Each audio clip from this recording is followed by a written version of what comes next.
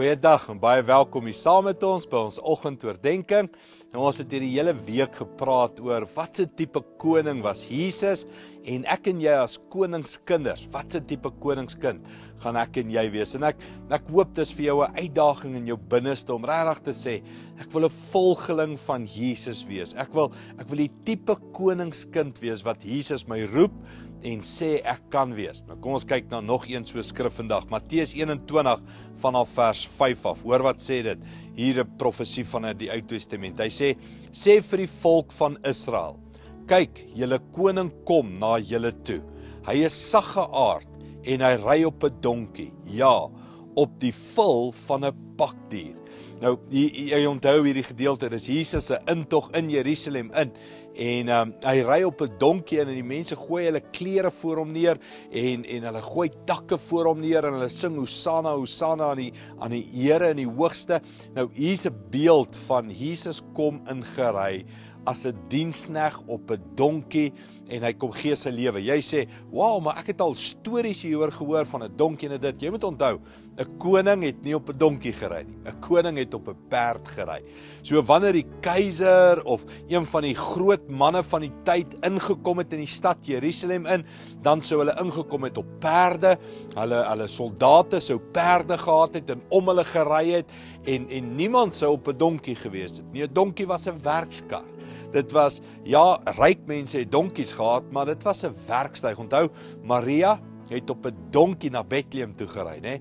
Dit was 'n werksesel wat deel was van hulle werksgedagte. So, hier kom Jesus met 'n donkie ingery en sy disippels loop om die donkie. So daar was geen power of geen image gewees nie. Dit was 'n sagmoedige, saggeaarde koning wat inkom in die land in. Maar die volk het geweet hy's besonders.